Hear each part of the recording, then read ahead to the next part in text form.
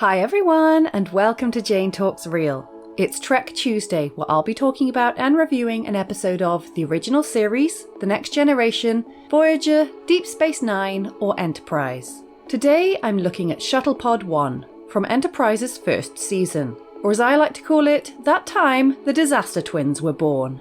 We begin the episode with Malcolm and Trip on a shuttle searching an asteroid field for Enterprise. They're 3 days early, but they ran into trouble that knocked out their sensor array and comm system. So while Trip works on the repairs, they plan to sit tight until Enterprise returns. There's a slight problem though, because they find the remains of Enterprise splattered across an asteroid, and into the credits we go. Archer is chilling in his ready room, clearly not splattered across an asteroid, when Hoshi pays him a visit to give him an update on the aliens they're transporting. Turns out the alien ship malfunctioned and splattered across the asteroid, taking a part of Enterprise with it. But they were able to get in escape pods and be rescued before that happened. Enterprise has given the aliens a lift home, which will get them back in time to meet Trip and Malcolm. But first they need to stop to inspect the damage. It's pretty damaged. T'Pol says that supposedly mythical microsingularities caused the problems with the alien ship, but Archer is skeptical. Back in the shuttle, Trip and Malcolm freak out over what they should do because most of their systems are offline, they've got just over a week of air left, and oh yeah, they think everyone they cared about is splattered across an asteroid. Trip wants to head back to a comms buoy they dropped and get a message to Starfleet, but Malcolm points out that they'd be dead before their message got anywhere. With navigation down, it's impossible to know which direction to go, and Malcolm is pessimistic, so Trip yells at him to pick a direction because I guess Reed is a sat-nav now? They say goodbye to the wreckage and head into space. Malcolm is recording a personal log and says him and Trip will be dead soon, so here's all the gruesome details. Trip is not impressed. Malcolm exposits what happened, but Trip keeps interrupting. May God have mercy on our souls. Why don't you cut the crap and get back here and help me? Trip tells him off for being pessimistic, but Malcolm says he's just being realistic. At Impulse, they're not likely to run into anyone. Then somebody could run into us. You ever think of that?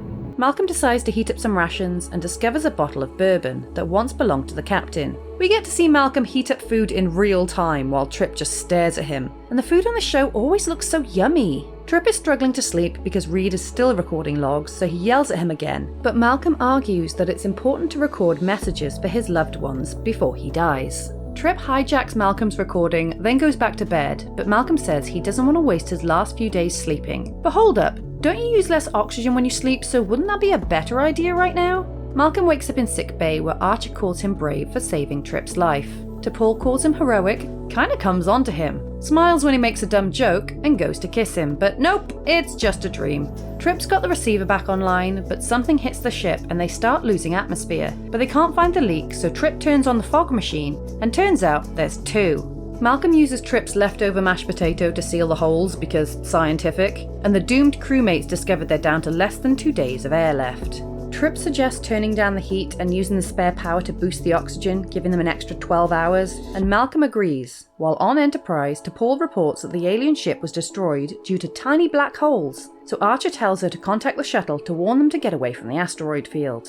On the freezing shuttle, Malcolm is still annoying Trip by recording logs to ex-girlfriends, and turns out it's quite a few. Get it, Malcolm?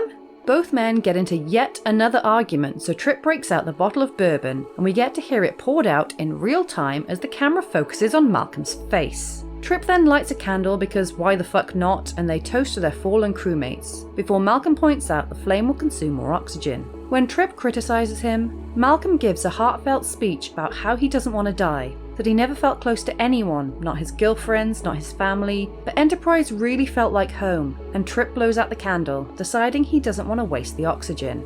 Time passes and both men are super drunk, and Malcolm confesses to Trip that he has a crush on T'Pol and has often checked out her bum, but Trip is all like, ew, gross, at least until season 3. The receiver goes off and they discover it's Hoshi and have the cutest little celebration. It's Hoshi!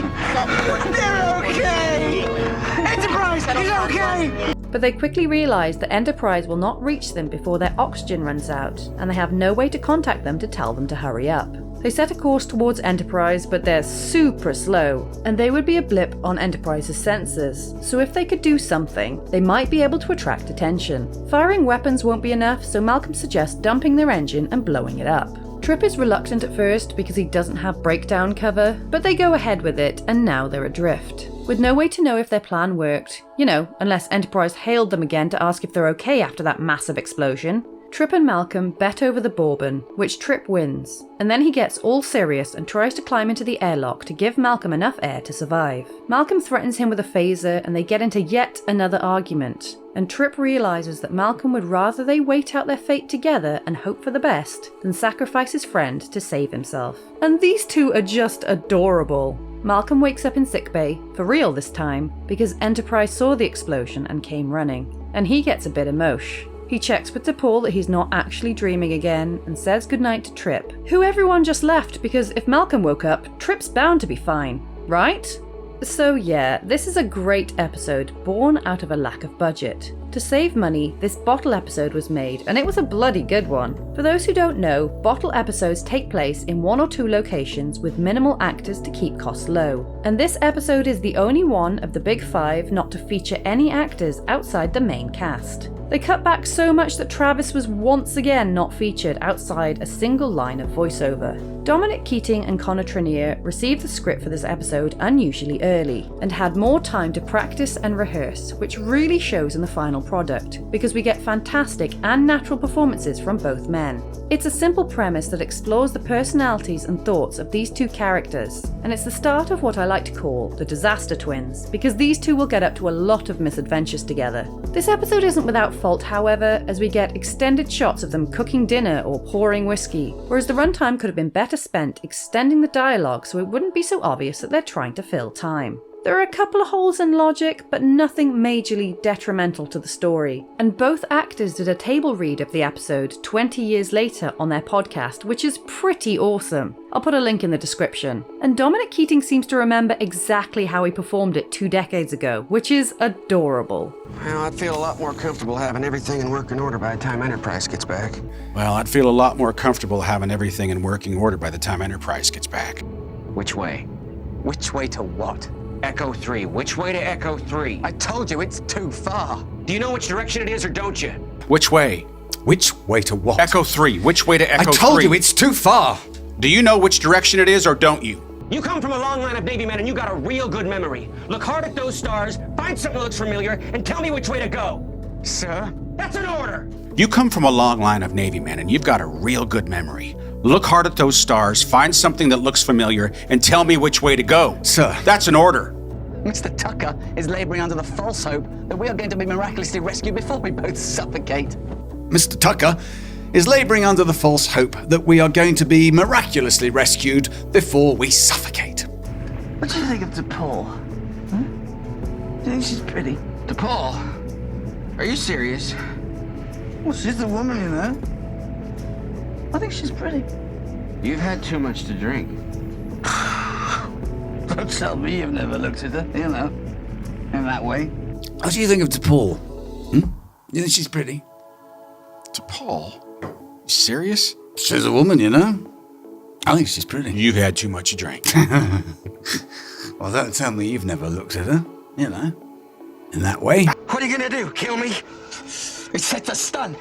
I don't want to use it, but I will. Put it down! Go to hell! What are you gonna do? Kill me? It's set to stun. I don't want to use it, but I will. Put it down! Go to hell! Who the hell do you think you are? You're an armory officer, and perhaps your friends. Friends don't shoot each other. Do you know, I'm not a doctor, but I'm pretty sure you use up a lot more oxygen when you shout like that! Who the hell do you think you are? Your armory officer! And perhaps your friend. Friends don't shoot each other. You know, I'm not a doctor, but I'm pretty sure you use up a lot more oxygen when you shout like that! Sleep well, my friend. Sleep well, my friend.